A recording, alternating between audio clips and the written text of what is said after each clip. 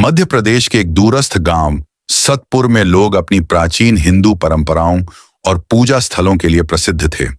गांव के बीच स्थित मंदिरों की घंटियां सुबह शाम गूंजती और पूरा गांव उनकी आवाज में मिल जाता। लोग एक दूसरे के दुख सुख में शामिल होते, त्योहारों में भाग लेते और अपनी धार्मिक रस्मों को महत्व देते थे। गांव के पश्चिमी किनारे पर एक साधारण सी मस्जिद थी, जिसका निर्माण कब हुआ था यह किसी को नहीं पता था। लेकिन यह एक पुरानी परंपरा थी कि यहां कुछ परिवार वर्षों से पूजा कर रहे थे। मस्जिद की सजावट साधारण थी, ना कोई ऊंची दीवार थी, ना रंगीन सजावट। सिर्फ एक गुंबद और एक छोटा मीनार था जो गांव में अलग ही दिखाई देता था। गांव के लोग इस मस्जिद को ज्यादा महत्व नहीं देते थे, क्योंकि वे अपने मंदिरों में व्यस्त रहते थे, जबकि मस्जिद अपनी पूजा में व्यस्त थी। लेकिन समय के साथ कुछ लोगों में इस मस्जिद के बारे में विरोधी विचार उत्पन्न होने लगे। गांव के एक वरिष्ठ पंडित मिश्रा, जो गांव के एक महत्वपूर्ण व्यक्ति थे, मस्जिद के बारे में अपनी नापसंद का इजहार करना शुरू कर दिया। उनका कहना था, यह मस्जिद हमारे गांव की जमीन पर नहीं होनी चाहिए, यह हमारे विश्वासों के खिलाफ है। उनकी बातों ने कुछ युवाओं में जोश भर दिया और उन्होंने मिश्रा जी के साथ मिलकर मस्जिद के खिलाफ आवाज उठानी शुरू कर दी। मस्जिद के खिलाफ कुछ जोशीली तकरीरें की गई, लेकिन ज्यादातर लोग चुप रहे। वे जानते थे कि मस्जिद के नमाजी कभी किसी से झगड़ा नहीं करते और अपनी पूजा में व्यस्त रहते हैं। लेकिन मिश्रा जी के अनुयायी इन बातों से प्रभावित नहीं हुए और लगातार मस्जिद के खिलाफ कार्रवाई करने की योजनाएं बनाते रहे। एक दिन मिश्रा जी और उनके साथियों ने फैसला किया कि वे मस्जिद पर हमला करेंगे और उसे गिरा देंगे। वे हाथों में लाठियां लेकर मस्जिद की ओर बढ़ने लगे, लेकिन जब वे मस्जिद के दरवाजे पर पहुंचे तो एक अजीब दृश्य उनके सामने आया। कई सांप मस्जिद के बाहर मौजूद थे। ये सांप ना तो बहुत बड़े थे और ना ही जहरीले, लेकिन उनका वहां होना इतना अप्रत्याशित था कि हमलावर पीछे हट गए। गांव के लोग इस घटना को सुनकर हैरान रह गए। कुछ ने इसे सिर्फ संयोग माना, लेकिन बहुतों ने इसे एक दिव्य संकेत मानते हुए कहा कि शायद यह सांप मस्जिद की रक्षा के लिए भेजे गए थे। यह बात गांव में चर्चा का विषय बन गई। कुछ लोगों का मानना था कि मस्जिद को छोड़ देना चाहिए, जबकि कुछ अभी भी इसे खत्म करने के पक्ष में थे। यह अजीब घटना गांव के एक युवक संदीप के लिए सोचने का कारण बनी। संदीप, जो गांव का स्कूल शिक्षक था, मस्जिद के पास गया और वहां की हवा में शांति महसूस की। वह यह देखकर हैरान रह गया कि मुसलमान नमाज पढ़ रहे थे और अपनी पूजा में व्यस्त थे।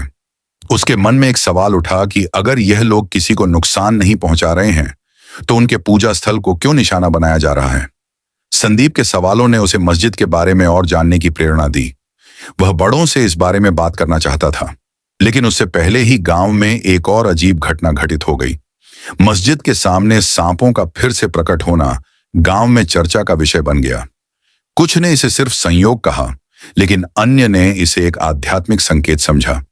गांव के एक बुजुर्ग बाबा जी ने कहा, यह अल्लाह का चमत्कार है, मस्जिद को नुकसान पहुंचाने वालों के लिए एक चेतावनी। लेकिन मिश्रा जी और उनके साथी इस बात पर विश्वास करने को तैयार नहीं थे और जिद किए हुए थे कि मस्जिद को खत्म करना ही गांव की हिंदू पहचान को सुरक्षित रखने का एकमात्र तरीका है। कुछ दिनों बाद गांव के हालात फिर से सामान्य हो गए, लेकिन मिश्रा जी के दिल में यह सवाल था कि उनके योजना में रुकावट क्यों आई। उनके अनुयायी भी यह सोचने लगे कि क्या यह सिर्फ संयोग था या कुछ और। इस बीच मस्जिद के आसपास कुछ और अजीब घटनाएं घटने लगी। दिन के समय जब सूरज चमक रहा होता, मस्जिद के आसपास छाया सा महसूस होता, जैसे कोई वहां मौजूद हो, लेकिन कुछ दिखाई नहीं देता था। नमाजियों ने बताया कि वे मस्जिद में असाधारण शांति महसूस करते हैं, ऐसा शांति जो पहले कभी महसूस नहीं हुई थी। एक दिन गांव के एक और युवक रवि, जो मिश्रा जी का करीबी साथी था, मस्जिद के पास से गुजरा। उसने देखा कि कुछ लोग मस्जिद में इकट्ठा होकर दुआ कर रहे थे। वह जिज्ञासा से मस्जिद के पास गया और दरवाजे के बाहर खड़ा होकर चुपचाप अंदर झांकने लगा। नमाजियों की आवाज में विनम्रता और प्यार था। वे बार बार अल्लाह का जिक्र कर रहे थे और गांव की शांति और सुकून के लिए दुआ कर रहे थे। रवि यह सुनकर हैरान रह गया और उसे लगा कि यह लोग किसी के खिलाफ नहीं, बल्कि सबके लिए भलाई मांग रहे हैं। रवि ने मिश्रा जी को मस्जिद के बारे में बताया कि वहां कुछ नेक लोग इबादत कर रहे हैं, लेकिन मिश्रा जी ने हंसते हुए कहा, यह उनका चतुराई भरा तरीका है। वे दिखा रहे हैं कि वे नेक लोग हैं, लेकिन उनके इरादे कुछ और हैं। मिश्रा जी के शब्दों ने रवि के दिल में शक पैदा कर दिया, मगर फिर भी वह अंदर से संतुष्ट नहीं था। वह समझता था कि मस्जिद के साथ जो कुछ हो रहा है वह सिर्फ संयोग नहीं हो सकता। उसके दिल में एक असामान्य सा एहसास था कि यहाँ कुछ गहरी बात है। इसी दौरान गांव के एक पुलिस सिपाही रामेश, जो कई साल से गांव में तैनात था, मस्जिद के पास से गुजरा। उसे बताया गया कि वहां कुछ असामान्य घटनाएं हो रही हैं। वह मस्जिद के पास जाकर हालात का जायजा लेने लगा और वहां कोई खास हंगामा नहीं पाया। नमाजी शांति से इबादत में व्यस्त थे और उनके आसपास कोई भी उत्पात नहीं था। रामेश ने वहां के मुसलमानों से बात की और जाना कि वे सिर्फ अपनी इबादत में व्यस्त हैं, कोई फसाद या अशांति नहीं फैला रहे हैं। रामेश ने गांव के हिंदू लोगों से भी बात की और उनसे पूछा कि वे मस्जिद के खिलाफ क्यों हैं। उनके पास कोई ठोस जवाब नहीं था, सिवाय इसके कि यह मस्जिद हमारी जमीन पर नहीं होनी चाहिए। रामेश को यह बात माकूल नहीं लगी और उसने मिश्रा जी से मुलाकात की। वह मिश्रा जी से कहने लगा, यह लोग किसी को नुकसान नहीं पहुंचा रहे और मस्जिद को गिराना किसी समस्या का हल नहीं है। लेकिन मिश्रा जी ने जवाब दिया, आप बाहर वाले हैं, आप हमारे गांव के मुद्दे नहीं समझ सकते। इस पर रामेश चुप हो गया, मगर उसके दिल में शक और उलझन का तत्व बढ़ने लगा। इसी बीच संदीप, जो गांव का स्कूल टीचर था, ने भी मस्जिद के बारे में और जानने की कोशिश शुरू कर दी। उसने विभिन्न किताबें लाई और मस्जिद के अतीत के बारे में पढ़ना शुरू किया। उसे यह पता चला कि मस्जिद गांव में कई वर्षों से मौजूद है और इसके साथ कोई विवादित इतिहास नहीं है। बल्कि पुराने लोग बताते हैं कि जब कभी गांव में महामारी या प्राकृतिक आपदाएं आई, मस्जिद के नमाजियों ने हमेशा गांव के लिए दुआ की और लोगों ने महसूस किया कि इन दुआओं से हालात में सुधार हुआ। एक दिन संदीप ने अपने हिंदू दोस्तों से कहा कि वे मस्जिद के पास चलें ताकि वे खुद जाकर देख सकें कि वहां क्या हो रहा है। जब वे वहां पहुंचे तो उन्होंने मस्जिद के पास कुछ सांपों को देखा, लेकिन वे किसी को नुकसान नहीं पहुंचा रहे थे। वे आराम से एक जगह बैठे हुए थे। संदीप ने कहा, यह मस्जिद ना तो हमारे मंदिरों को नुकसान पहुंचा रही है और ना ही हमारे रीति रिवाजों को। हमें इसके बारे में अपने विचारों पर पुनर्विचार करना चाहिए। गांव के कुछ लोग संदीप की बातों पर विचार करने लगे, लेकिन मिश्रा जी और उनके समर्थक अब भी अपने इरादों पर अड़े हुए थे। वे मस्जिद को हटाने का कोई भी मौका हाथ से नहीं जाने देना चाहते थे। हालांकि यह घटनाएं गांव के लोगों को सोचने पर मजबूर करने लगी कि शायद मस्जिद के खिलाफ उनका रवैया अन्यायपूर्ण था। यह स्थिति अभी भी जारी थी और गांव में मस्जिद के बारे में बातें होती रहीं। कुछ लोग मस्जिद का समर्थन कर रहे थे, लेकिन मिश्रा जी और उनके समर्थक मस्जिद के खिलाफ अपनी मुहिम जारी रखे हुए थे। एक दिन संदीप जब गांव के लोगों से बात कर रहा था तो उसने फैसला किया कि वह मस्जिद के बारे में ज्यादा जानने के लिए मस्जिद के अंदर जाकर देखेगा। वह मस्जिद के दरवाजे के पास पहुंचा और उसने अंदर झांकने का फैसला किया। संदीप को वहां का दृश्य बहुत शांतिपूर्ण लगा। कुछ लोग कहान की तिलावत कर रहे थे और कुछ नमाज के लिए तैयार हो रहे थे। माहौल में एक अजीब सा शांति थी जिसे उसने पहले कभी महसूस नहीं किया था। संदीप ने एक वरिष्ठ मुस्लिम अब्दुल्लाह को देखा जो नमाज के बाद एक कोने में बैठकर जिक्र कर रहे थे। संदीप ने दिल में हिम्मत जुटाई और उनके पास जाकर पूछा, बाबा जी, क्या मैं आपसे कुछ पूछ सकता हूं? अब्दुल्ला ने नरमी से सिर हिलाया। जरूर बेटा, क्या पूछना चाहते हो? ये मस्जिद यहाँ कब से है और ये सांप जो यहाँ आते हैं, लोग क्यों कहते हैं कि ये अल्लाह की तरफ से भेजे गए हैं? संदीप ने सवाल किया। अब्दुल्ला ने एक पल के लिए सोचा और फिर जवाब दिया, यह मस्जिद कई पीढ़ियों से यहाँ है बेटा। हम इसे हमेशा एक पवित्र स्थान मानते हैं जहां हम शांति से अल्लाह की इबादत करते हैं। जहां तक सांपों का सवाल है, हम नहीं जानते कि वे कहां से आते हैं, लेकिन हम मानते हैं कि हर मखलूक अल्लाह की मखलूक है। अगर वे यहां आते हैं और किसी को नुकसान नहीं पहुंचाते तो शायद वे भी अल्लाह की मर्जी से यहां हैं। अब्दुल्ला के जवाब ने संदीप को बहुत प्रभावित किया और वह इस बात पर सोचने लगा कि हम क्यों इतनी जल्दी किसी के बारे में राय बना लेते हैं। वह वापस गांव के लोगों के पास गया और उनसे कहा, मस्जिद के लोग किसी के खिलाफ कुछ नहीं कर रहे। वे तो अपनी इबादत में व्यस्त हैं और पूरे गांव की शांति के लिए दुआ करते हैं। हमें यह सोचना होगा कि हमारा उनके साथ व्यवहार सही है या नहीं। लेकिन मिश्रा जी अभी भी मस्जिद के खिलाफ अपनी मुहिम जारी रखे हुए थे। उन्होंने गांव के युवाओं को इकट्ठा किया और कहा, हमें इस मस्जिद को खत्म करना होगा। यह हमारी जमीन पर है और हमारे रीति रिवाजों के खिलाफ है। अगर हम अब कुछ नहीं करते तो यह हमें ही कमजोर कर देगा। यह सुनकर कुछ युवा जोश में आ गए और उन्होंने मस्जिद के खिलाफ एक और मुहिम का योजना बनाई। लेकिन इस बार संदीप और रवि जैसे लोग भी उनके खिलाफ खड़े हो गए। संदीप ने कहा, हमारी संस्कृति हमें सिखाती है कि हम सबको इज्जत दें, चाहे उनका धर्म कुछ भी हो। अगर यह मस्जिद किसी को नुकसान नहीं पहुंचा रही तो हमें उनके खिलाफ जाने का कोई हक नहीं है। गांव के लोगों में अब दो गुट बन गए थे। एक वे जो मिश्रा जी के साथ थे और मस्जिद को खत्म करना चाहते थे, और दूसरे वे जो यह समझते थे कि मस्जिद को रहने देना चाहिए। लेकिन इन मतभेदों के बावजूद मस्जिद पर कोई सीधा हमला नहीं हुआ। हर बार जब कोई मस्जिद को नुकसान पहुंचाने का इरादा करता, कुछ ना कुछ ऐसा होता कि उनका इरादा रुक जाता। एक दिन एक और हैरान करने वाली घटना घटी। गांव के एक वरिष्ठ रामनाथ, जो हमेशा हिंदू परंपराओं के पालन करने वाले रहे थे, ने घोषणा की कि वह मस्जिद में जाकर उन मुसलमानों से बात करना चाहते हैं। मुझे यह जानना है कि वे लोग कौन हैं और उनकी पूजा का उद्देश्य क्या है। उन्होंने कहा। रामनाथ मस्जिद में गए और अब्दुल्ला से मुलाकात की। उन्होंने अब्दुल्ला से कहा, मैं यहां इसलिए आया हूं क्योंकि मुझे आप लोगों के बारे में और जानना है। मुझे बताइए कि आप लोग किस चीज की इबादत करते हैं और आपके विश्वास क्या हैं। अब्दुल्ला ने नर्मता और विस्तार से इस्लाम के सिद्धांत और विश्वासों के बारे में बताया। उन्होंने कुरान की शिक्षाओं, प्रेम, दया, डुकेशी और सभी इंसानों के लिए भलाई के बारे में बात की। रामनाथ इन बातों से प्रभावित हुए।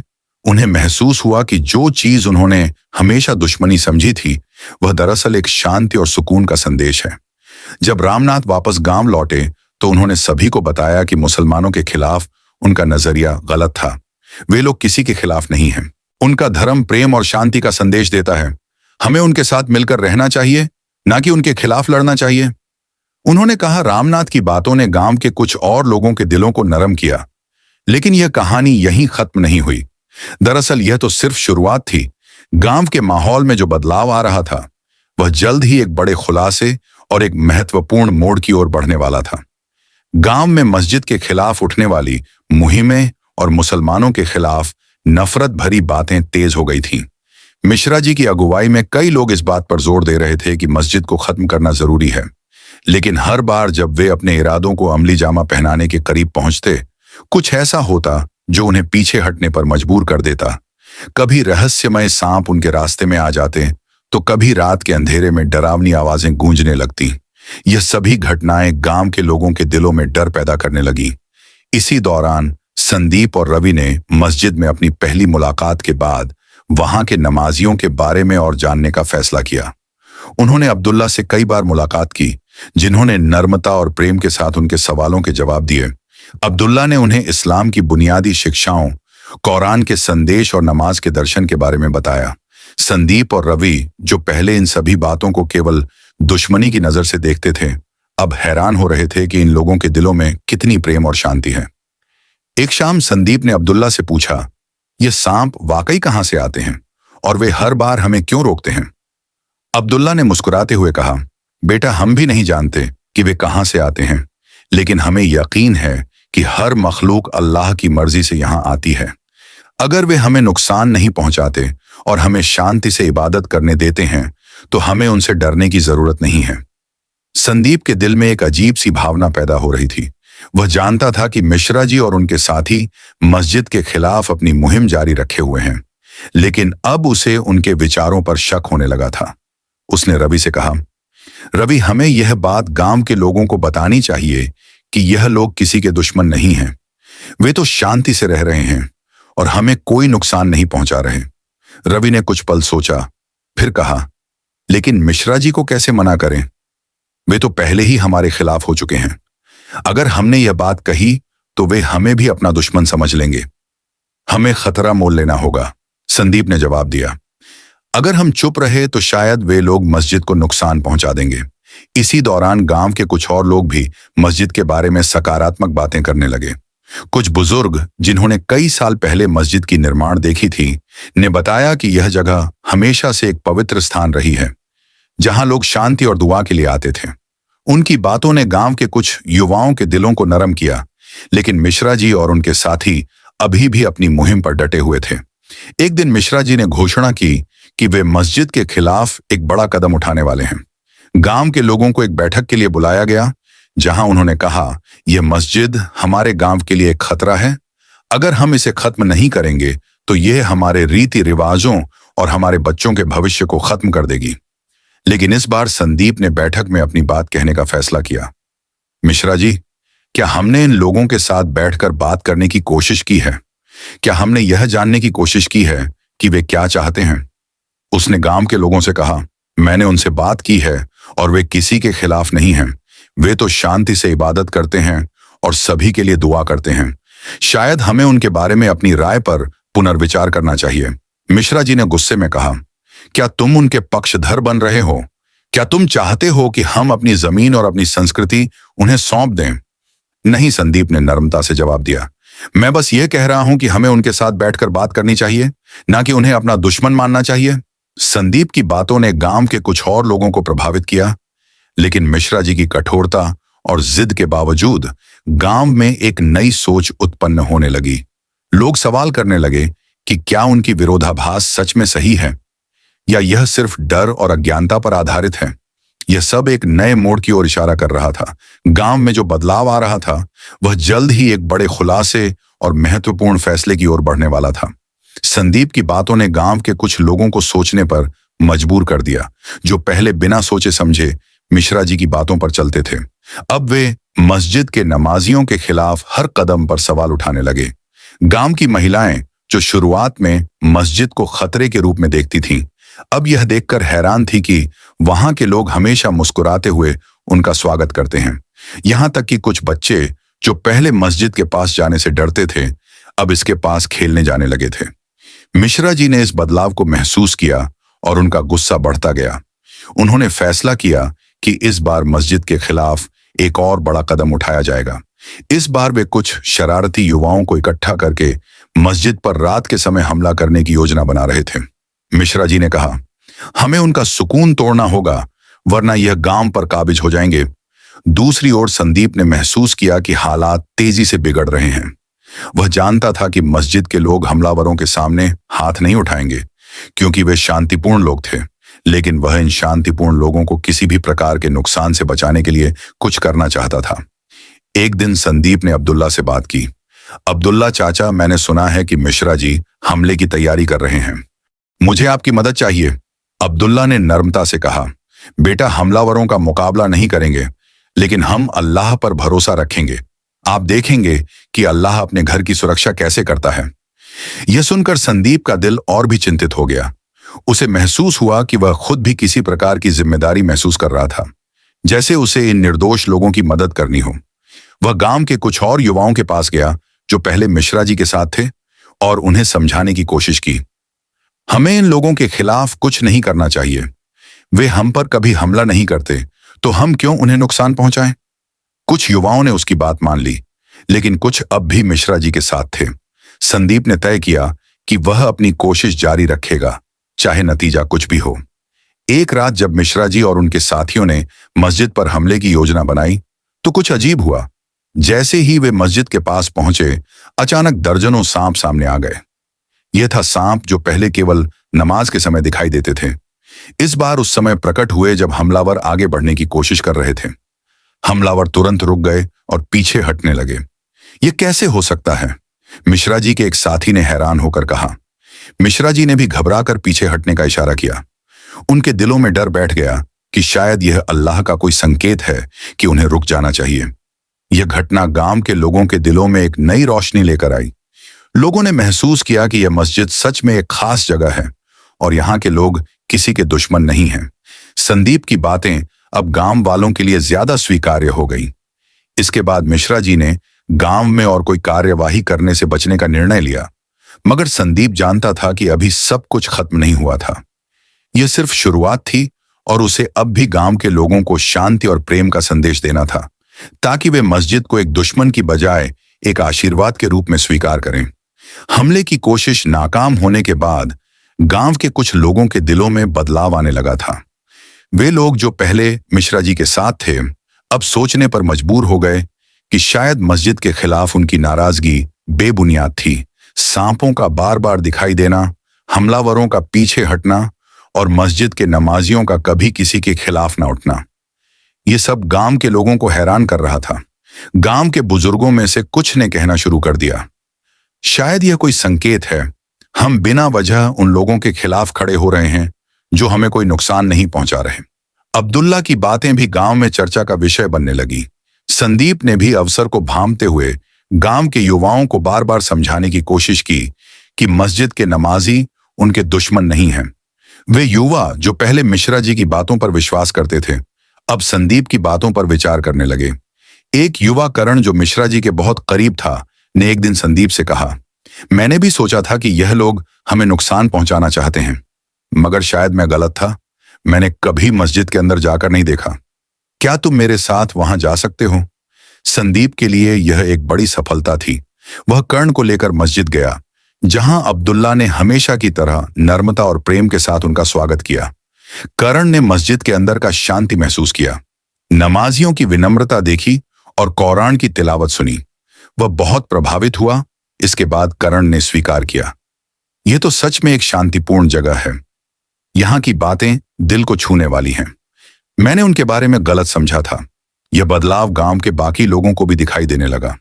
हर दिन कुछ ना कुछ लोग मस्जिद के पास आकर देखते कि अंदर क्या हो रहा है। कुछ चुपचाप नमाजियों के क्रियाकलाप देखते और कुछ अब्दुल्ला से सवाल करते। अब्दुल्ला हमेशा नम्रता से उनके सवालों के जवाब देते और कभी किसी को गलत नहीं कहते। इसी बीच एक और अप्रत्याशित घटना हुई। गांव का एक स्थानीय पुलिस अधिकारी इंस्पेक्टर रंजीत, जो शुरुआत में मिश्रा जी के कहने पर मस्जिद की जांच करने आया था, एक दिन खुद मस्जिद में बैठ गया। उसने अब्दुल्ला से बात की, मैंने सुना था कि यहां कुछ अजीब हो रहा है, लेकिन जब मैं खुद आया तो मुझे यहां शांति महसूस हुई। क्या आप मुझे बता सकते हैं कि आप लोग क्या पढ़ते हैं? अब्दुल्ला ने कहानी की कुछ आयतें सुनाई और उनके अर्थ बताए। रंजीत, जो पहले सिर्फ एक अधिकारी था, अब एक गंभीर छात्र की तरह अब्दुल्ला की बातें सुन रहा था। उसके दिल में सवाल उठने लगे। वह अक्सर मस्जिद आकर इन लोगों से बात करने लगा। कुछ हफ्तों बाद रंजीत ने अपने एक करीबी दोस्त से कहा, मैं हमेशा सोचता था कि यह लोग हमारे रीति रिवाजों के खिलाफ हैं, लेकिन यह तो बहुत नेक लोग हैं। मैंने इनसे बहुत कुछ सीखा है और मेरा दिल कहता है कि इनके साथ रहकर मुझे वह शांति मिलेगी जो मैं सालों से तलाश कर रहा हूं। रंजीत की कहानी गांव के लिए एक और हैरान करने वाली बात बन गई। जो लोग मिश्रा जी के साथ थे, अब धीरे धीरे मस्जिद के पास आकर देखना शुरू कर दिए और कुछ लोग अपनी पुरानी राय बदलने लगे। संदीप ने इस मौके को फायदेमंद समझते हुए गांव के विभिन्न हिस्सों में जाकर लोगों को मस्जिद की असलियत बताने का काम शुरू किया। अभी भी कई लोग ऐसे थे जो मिश्रा जी के कहने पर चल रहे थे, मगर हर दिन एक नई कहानी, एक नया अनुभव और एक नया दिल बदल रहा था। यह प्रक्रिया धीरे धीरे थी, लेकिन यह एक ऐसी रोशनी का संकेत दे रही थी जो जल्द ही गांव को अंधेरे से बाहर निकालने वाली थी। समय के साथ मस्जिद के खिलाफ नफरत कमजोर होने लगी। गांव के ज्यादातर लोग अब्दुल्ला के पास आकर सवाल करते और उन्हें ऐसे जवाब मिलते जो उनके दिलों को शांति देते और उनके विचार बदल देते। संदीप और रवि भी अधिक लोगों को लेकर मस्जिद जाते ताकि वे खुद देख सकें कि वहां क्या हो रहा है। वे सभी अब्दुल्ला की नम्रता और विनम्रता से प्रभावित होते। मिश्रा जी, जो गांव के लोगों की सोच बदलने पर परेशान थे, एक बार फिर अपनी पुरानी रणनीति अपनाना चाहते थे। वे एक रात उनके समूह में दरारें पड़ने लगी। संदीप और अब्दुल्ला ने मिलकर गांव में एक सभा का आयोजन किया, जहां अब्दुल्ला ने इस्लाम की बुनियादी बातें समझाई। उन्होंने लोगों को बताया कि इस्लाम शांति का संदेश देता है और मस्जिद किसी के खिलाफ नहीं, बल्कि सबके लिए दुआ और शांति का केंद्र है। इस सभा में कई लोग मौजूद थे, जिनमें रंजीत भी शामिल था। रंजीत ने अब्दुल्ला की बातों के बाद अपनी कहानी सुनाई। मैंने भी पहले इनके बारे में गलत सोचा था, लेकिन जब मैंने खुद यहां आकर देखा तो मुझे एहसास हुआ कि यह सब गलतफहमियां हैं। मैंने इनसे शांति पाई और अब मैं भी यही चाहता हूं कि गांव में शांति हो। इस सभा के बाद कई लोगों के दिल बदलने लगे। हर दिन कुछ लोग मस्जिद के पास आकर अब्दुल्ला से मिलते और उनके सवालों के जवाब पाते। उनके दिलों में इस्लाम के लिए आकर्षण पैदा होने लगा। ये गांव जो पहले नफरत और विघटन का शिकार था, अब धीरे धीरे एक नई रोशनी में प्रवेश कर रहा था। संदीप और अब्दुल्ला की कोशिशें रंग लाने लगी।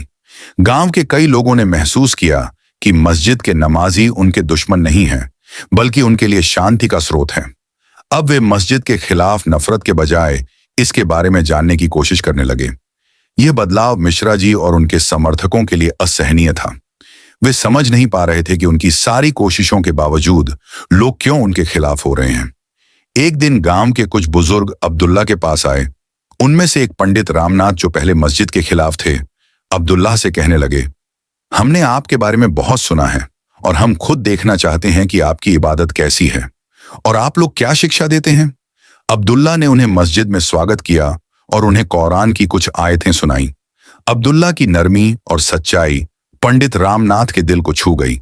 वह बोले, मैंने हमेशा इस्लाम के बारे में सुना था, लेकिन आज मैंने इसे महसूस किया है। यह धर्म शांति का संदेश देता है, नफरत का नहीं। दूसरी ओर संदीप और करण ने गांव के युवाओं के साथ बैठकर खुलकर बातचीत की। उन्होंने उन्हें बताया कि मस्जिद को एक दुश्मन की तरह देखने के बजाय इसे एक शांति की जगह समझें। कर्ण ने कहा, हम सब एक ही गांव के लोग हैं। अगर हम एक दूसरे से प्रेम नहीं करेंगे तो कौन करेगा।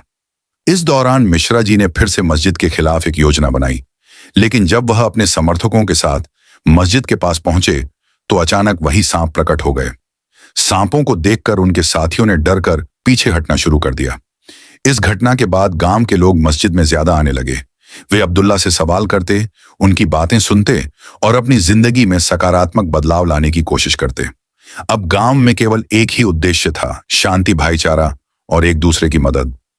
यह गांव जो पहले नफरत और विघटन का शिकार था, अब प्यार और शांति का उदाहरण बन चुका था। अब्दुल्ला की अथक मेहनत और संदीप की प्रतिबद्धता ने एक ऐसा माहौल बना दिया था जहां गांव वाले एक दूसरे को समझने लगे थे। वे अपने मतभेदों को सुलझा चुके थे और गांव में एक नई रोशनी फैलने लगी थी। मस्जिद जो कभी विवाद का केंद्र थी, अब गांव की एकता और सामंजस्य का प्रतीक बन गई थी। लोग अब इसके आंगन में बैठकर बातें करते, समस्याओं पर चर्चा करते और अपनी जिंदगी में शांति और सुख की नई राहें तलाशते थे। गांव के बच्चे जो पहले अपने घरों में डरते रहते थे, अब मस्जिद के आंगन में खेलते, हंसते और खुशियां मनाते। मस्जिद का माहौल पूरी तरह बदल चुका था। अब्दुल्ला ने एक छोटा पुस्तकालय भी स्थापित किया, जहां बच्चे कहरान के साथ साथ अन्य उपयोगी किताबें भी पढ़ सकते थे। गांव के लोग भी इस पुस्तकालय में आकर किताबें पढ़ते, ज्ञान प्राप्त करते और अपनी मानसिक क्षमता में वृद्धि करते। एक दिन गांव के बड़े बुजुर्ग, जिन्हें सभी सम्मान से दादाजी कहते थे, मस्जिद में आए और अब्दुल्ला से बात की।